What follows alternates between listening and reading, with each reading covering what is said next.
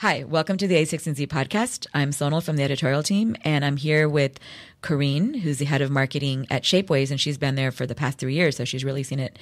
She's really seen the 3D printing service and marketplace grow there. And I'm also here with Tom Rikert, who is a partner in the investing team, and previously he's had gigs at Autodesk and Silicon Graphics, so he knows a lot about this space as well. But the reason we're talking about this today is because, one thing that we talk about a lot here, obviously, is the theme of software eating the world. But as software eats the physical world, I think the question that a lot of people have is, how do you bring our expectations of software-like behavior, like rapid prototyping and being able to just put things out there quickly when you're dealing with physical objects? And I wanted to know if you guys had any thoughts there. Sure. Hi. And I think maybe to take a step back before we dive in, let's just get a baseline understanding of 3D printing, because there's been a lot of hype in the market. And sometimes, we used to say it's all lasers and magic, which is probably not very true. 3D printing at its core is a manufacturing technology, and it's digital. So it's all additive, and you take some kind of material and you're building up layer by layer. The biggest difference with traditional manufacturing is that there's no mold. So that creates a freedom in both design, but also cost, because there's not this upfront capital. Yeah. That's just kind of the basics that we should all agree upon. Yeah, and I think one thing that's very unique about 3D printing is that you can print the simplest objects to the most complex objects. It's all the same to the 3D printing system. So you can print things that before could never have been manufactured with traditional techniques. And they're stronger and lighter, and in some cases more beautiful than they could have been done in a traditional setting. Oh, that's great. So why is 3D printing interesting in the context of software eating the world then? Like, how does that connect for you guys? Well, you touched on the word rapid prototyping, and that's kind of been the core of 3D printing for decades. So, large industrial firms were making big prototypes before they would go to market.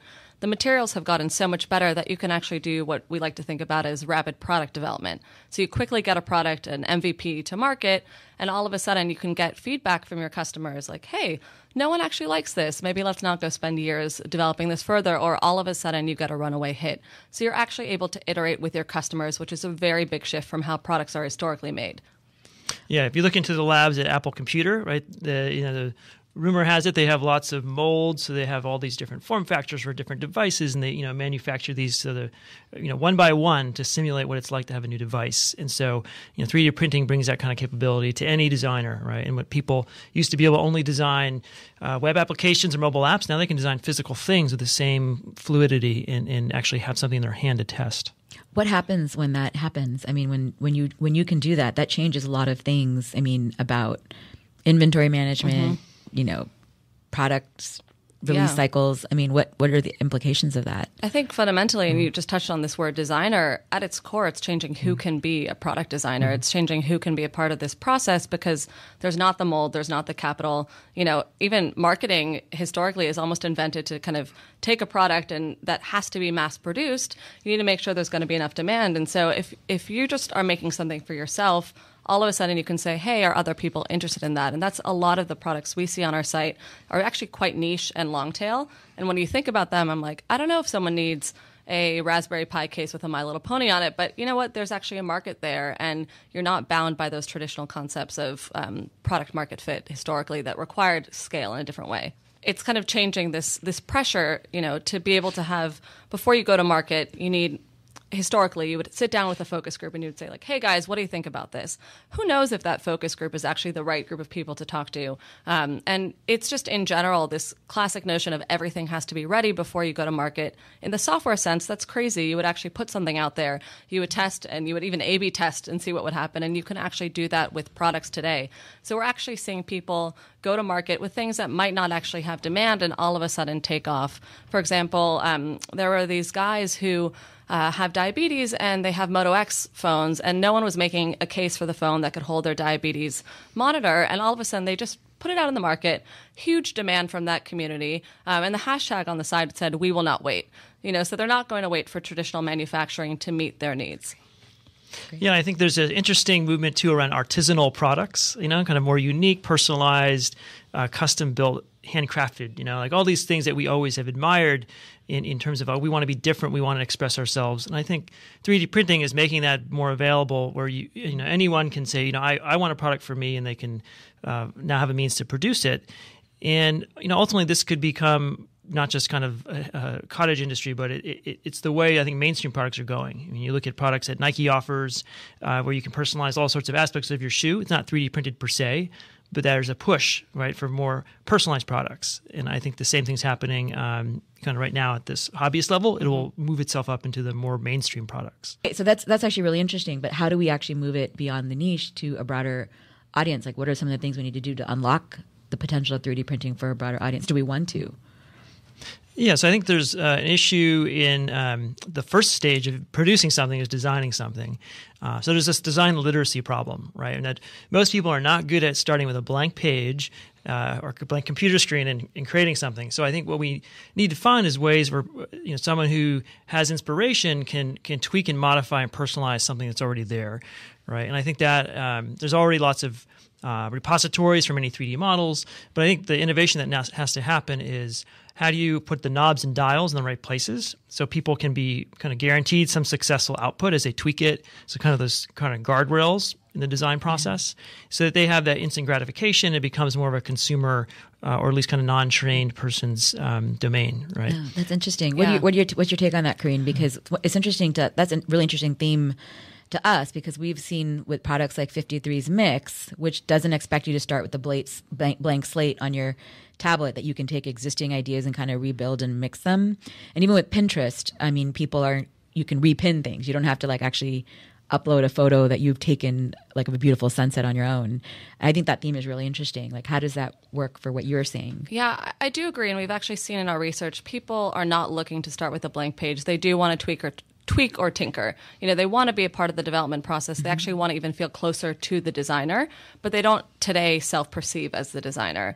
I think software definitely is the biggest challenge in the landscape today, not only for consumers, as you're talking about, but even for designers, because a lot of the 3D software that was created was made for actually rendering. So like beautiful animations you would see, Pixar movies, that does not have anything to do with gravity. So you see these designs come out and all of a sudden like the arm breaks off in production and designers are not getting that real-time feedback on the manufacturing constraints when they're actually designing. So I think that remains a big challenge. And then coupled with that is materials. About a year ago, we were in a much worse place. So I think I'm far more optimistic than I used to be. We now have 50 materials on our site. When I started, we were less than 10. And so, there's more innovation, but you still don't have the level of R&D in the space that you do in many other industries. Yeah, and you're starting to see innovation where 3D printing companies are making 3D printers are now saying, well, how do we tightly couple the software so that when you're designing something, it takes into account the material and like the physics so that when you print it out, like it doesn't break. Exactly. Right? So there's some basic things that are just starting to really be solved now in a more packaged way. You think of kind of your Macintosh and like the printer driver and the printer utility, like that's that kind of level of abstraction and kind of ease of use to print things in 3D is just starting to go more mainstream. Yeah, and we're just even getting more data about that in our own manufacturing process. So we've made over millions of parts to date. It's actually taken that long to figure out what can you actually make with certainty. And we use these big industrial machines the size of a fridge that were always used for prototyping. Historically, you would just fit one product in there. We're putting 1,000 products in each print run, and then we're hot swapping them because we don't want to ever stop the machines. And so we're using this technology in ways that it was not intended to be used. And sometimes that can be frustrating for a designer because why can't I make it thinner? Why can't I, be more flexible? And so we're kind of in this balance between almost, mass manufacturing and 3D printing, which some people call mass customization. Yeah. What is that space where you can get exactly what you want that meets your needs, but is still able to be produced pretty quickly?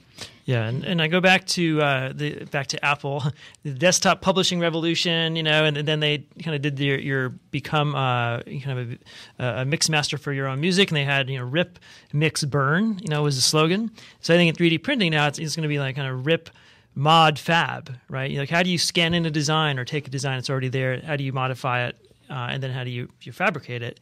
I think one of the key challenges I see from the venture side is how do you think about digital rights management? So the mod part is really challenging. How does the owner of the IP, the object, the design, build in business rules so someone, the mass market can take it and change certain aspects, but there's still value that accrues back to the original designer. So I think that's a key challenge to solve. How are people dealing with that issue that you see, Carine? Like, what's coming up there? What are some of the things that are happening? Yeah, it's still early stages for digital rights management, in large part because, even DMCA is really only covering one part of the physical realm. So, and by DMCA, you mean the Digital Millennium Copyrights Act? Yes, yeah. Exactly. And so that is covering copyright, but not trademark or patent. And so for people who are riffing off other people's designs, there is a big question about where does one design start and one design stop. What we're seeing is some brands like Hasbro are opening up their IP, which is pretty innovative, but there are very few companies who are doing that yet today. Yeah. It is typically a revenue share, but the models are just pretty nascent. And I think historically, companies, if you look at even social media, at first when social media was put out in the market, brands were a little bit uncomfortable saying, let's have a conversation with our customers. Now, if you don't respond to a tweet, you're going to basically be perceived as inauthentic or, like a bad company. Same thing will happen with product design and development. So if you don't let the customers in eventually, you're going to be perceived as old school. But like, what did the company benefit from beyond the perception of being perceived as old school? There are plenty of companies that still do things an old school way. Like, what do they actually get out of it? Like by opening up their IP in that way? I mean, I think if you're able to actually let your customers into the conversation, they'll help define the product in a way that meets their needs in a much more efficient way. Maybe this is a marketing perspective, but if you don't listen to your customers, you're not going to make great products. And so listening has historically been very hard in a product development sense because the cost of manufacturing is so high. You have to wait 6 months between iteration cycles. It's pretty different in the software space. So if you actually can listen to your customers, let them in, you can make better products and hopefully make more money. So let's play this out more long term. Like, what happens when there is enough of this type of rapid prototyping happening? Like, what does that mean? Like, how does it change the supply chain, the inventory management, the seasonality of products? Like, what happens with that? Yeah, I think if you look at the long term, I actually would be short on FedEx and UPS. Like rather than having to ship things around the world in airplanes, wouldn't it be great just to download the design and print it out, right where you are? So I think that's like a long term disruption. But in shorter term, I think once you can go from printing items with just form to printing items with function, then I think that what you're talking about gets more interesting. By function, you mean like printing electronics? Yeah, well, printing objects that, like a working replacement part that can go into a production piece of machinery, right? And they're starting to do this for, jet engines and so on. So I think we're starting to see signs of that. And that's where, if you're, looking at very high costs, high utilized things like airplanes or ships, it makes a lot of sense. I still don't see that right around the corner for like your, Napa auto parts. Right. I think it's going to be more kind of a specialized situation where like the cost or time is so critical that you'll have a 3D printer on site. Yeah, we've seen actually only a few companies are starting to upload their spare parts to our site. One of them is a DJ synthesizer company. So they're based in Sweden. They create these beautiful, essentially synthesizers for DJs. And if I were to have to replace a small knob, it would cost me $25 in shipping and production. And now I can actually just download it, print it at home, or buy it online for $3. And that economics makes sense for the customer and the brand itself. So one of the things that Carl Bass, who's the CEO of Autodesk, says when he talked about, some of the myths and misconceptions around 3D printing is that we need a different kind of Moore's law for 3D printing, because while 3D printing has unfettered scale, you can, whether it's as complex as a 20-sided object or a 2-sided object, it doesn't matter. It's the same thing to the computer. But the volume is an issue, and that's where the cost of the materials can get prohibitive. So what are your thoughts on some of the limitations there, and will we be able to overcome that on the materials side and the economics there? Will they make sense, or do we just never get there, and does this just live as a complementary technology? Like, what happens then? Yeah, I mean, I think there's the reality that unfortunately, it is very expensive to produce big parts with 3D printing. And so we are seeing a lot more small parts. Jewelry has become a massive market because of that, even gadget accessories. To be honest, I'm not sure what it will take to shift that. Yeah. I think we would need a lot more R&D that we haven't had in the space, both in terms of materials and in how how the machines operate. Yeah. Right now, you're basically limited that once a print starts, you kind of have to let it go until the end. Otherwise, everything in that tray does not work. It will crash, or there's many complications in that production process. So Right. there's innovation in how those machines are operating, then maybe we can actually bring down the cost for larger parts. Yeah, I'd make a comparison to modern microprocessor, right? Like our CPUs aren't getting any faster, but they're getting multi-core, multi-threaded, so they work in parallel. And it may be the case that you'll have a cluster of 3D printers, and you'll have software that farms out the big complex part into many printers, and they'll all work in parallel. And kind of proceed to output pieces, and they'll be reassembled. So that could be a viable way to tackle some of those challenges. I think that's actually really interesting, because that's like taking a more modular approach to the production process and then sort of figuring out which parts to do that way. It's kind of analogous to what happened in the semiconductor industry, actually, when we shifted from having only industry fabs make chips and then moving to VLSI design. So it's almost like an inversion of that. But anyway, what about the ecosystem for 3D printing? I mean, the reality is 3D printing has actually been around for years, decades, in fact. So what's different? Like, why? Like, I think the big thing here is that the ecosystem has come up around it. So could you guys talk more about that? Yeah, when we look at the ecosystem, I think you can talk about materials, the actual printers themselves, the software, and then just the applications and use cases. So I think because of material innovation, we started seeing an expansion in product categories, which is then opening up the consumer market and getting more people involved. So before metals, you couldn't make jewelry. Right? Or you could, but I don't know how many people wear plastic jewelry. And so all of a sudden you see many more people buying these products, and then much more innovation on the material side, which then questions on the software side, well, maybe people want to make their own jewelry. What kind of software do we need for that? So I kind of always go back to the material, because that's the core function of what you can make. But I still think one of the biggest challenges is that there are very few products in our, even just looking at the room around us, that are single material products. And that is still the biggest issue today, that you can only print in one material at a time. And even changing the materials for one machine, if they can handle, can actually take days to kind of swap it out. So that is still one of the biggest challenges. Yeah, I'd also add that if you look at the different players in creating a print, right? There's different companies who think about the software, different companies who think about like production, and then there's sometimes the logistics, kind of third-party logistics to ship it or package it. So I'm starting to see signs that are going to be these kind of industrial clusters, kind of like a little kibbutz of companies doing these kind of artisanal products, and so you're going to have people under the same roof, like these little industrial clusters who are doing these kinds of short-run, highly innovative new products. And so I think that's where you get economies of scale, at least at a small level, and help try out new things. That's a great point, because I think so much of the labor in our process is actually after the printing. So you're doing a lot of post-production, even thinking about assembly. It's not like the printer's putting the chain on the necklace or the batteries in the accessory. And so if you're able to think about what's the next stage of kind of collaboration after production, that's kind of the big question for us, at least. One of the things that we learned is that this historic notion of seasonality, so you put something in the market and then 3 months later, it has to go on the shelves, or, you need to lower the price to get rid of it. That doesn't necessarily apply in 3D printing. So last year, of the products that we sold in our marketplace, half of them were actually designed in 2011, 2012, which means that not only are the designers kind of continuously making money in their sleep, but this notion that something that is old is worth less is going to shift quite dramatically. So what we're seeing is that there's this long tail demand. So you can really create almost anything for whatever niche you have that's not super time sensitive. So if someone goes online and says, I need this accessory for my camera, and they're able to find that. And some designer could have made that several years ago. Historically, if it was mass produced, they may or may not be able to find that. It depends on, if there's inventory left over. With 3D printing, that inventory is kind of timeless. And so what we saw in 2013 was that half of the products that were made and actually bought that year were designed years before, 2012, 2011. And so it didn't really matter when the designer had the idea and when the consumer needed it, but that kind of connection was always possible. That's so interesting. So what happens when that happens to a marketplace? Like, what does that change for how people think about their seasonality of their products? Like, do they never have to worry about it anymore? I mean, what does that mean for people who create products?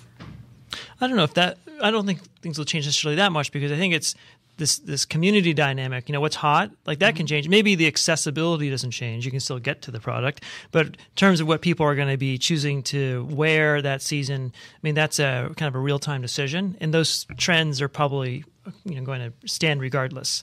So I think maybe it's more this kind of time shifting and kind of product availability. That'll be more.